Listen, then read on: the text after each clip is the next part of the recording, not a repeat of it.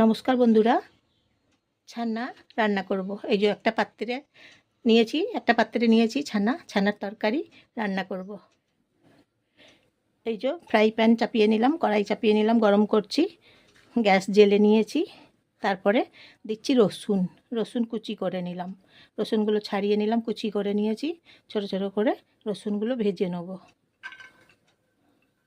ভেজে নিচ্ছি এখন রসুনগুলো।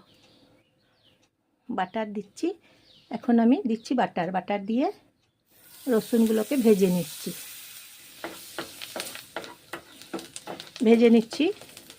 বাটার দিয়ে রসুনগুলোকে প্রথমে ভেজে নিচ্ছি। তারপর আমি কি করছি, ছানাগুলোকে ভেজে নিচ্ছি। দু পিঠ ভেজে নেবো, উল্টে পাল্টে ভেজে নেবো।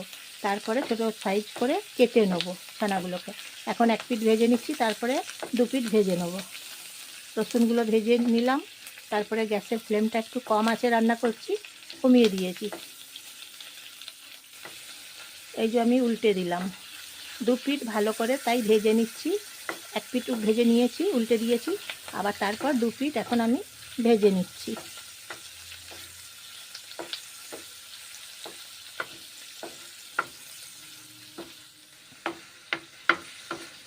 ছানাগুলো আমি কেটে নিলাম, ছোট সাইজ করে কেটে নিলাম এখন।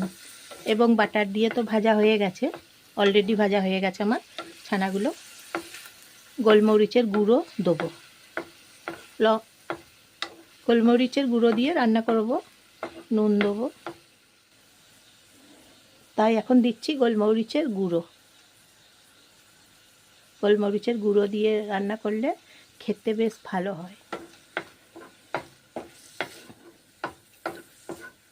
গোলমরিচের গুঁড়ো দিয়েছি, তারপরে নেড়ে চেড়ে কুক করে নিচ্ছি।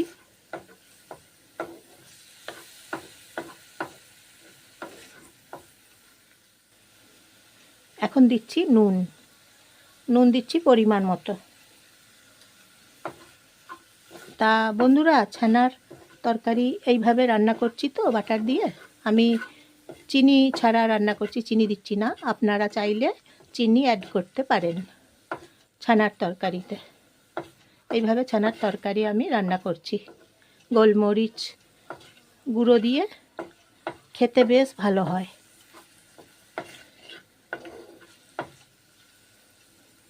সামান্য জল দেবো, জল এখন সামান্য দিলাম। তারপর নেড়ে চেড়ে রান্না করছি। একটু জলটা অ্যাড করলে কি হয়, গ্রেভি খেতে হয়, তাই শুকনো করছি না, একটু সামান্য জল দিয়েছি। ছানার তরকারি এইভাবে রান্না করলে খেতে খুব ভালো হয়। নমস্কার নেবেন বন্ধুরা জয়ার রান্নাঘর থেকে।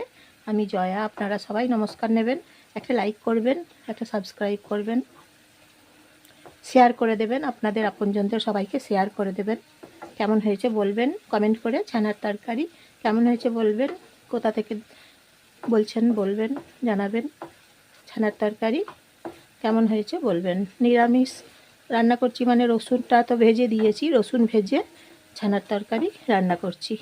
রসুনটাকে প্রথমে কুচিয়ে নিয়েছি, ছাড়িয়ে নিয়েছি, তারপরে ভেজে নিয়েছি। রসুন ভাজা করে রান্না করছি গোলমরিচের গুঁড়ো দিয়ে। এই যে দেখুন হয়ে গেছে ছানার তরকারি হয়ে গেছে। দেখছেন তো বন্ধুরা, দেখুন এই যে হয়ে গেছে ছানার তরকারি। একটা পাত্রে এখন রেখে দিলাম, হয়ে গেল। খুব সুন্দর খেতে হয়েছে। আপনারাও এইভাবে বানিয়ে দেখবেন, ছানার তরকারি খুব ভালো লাগছে খেতে।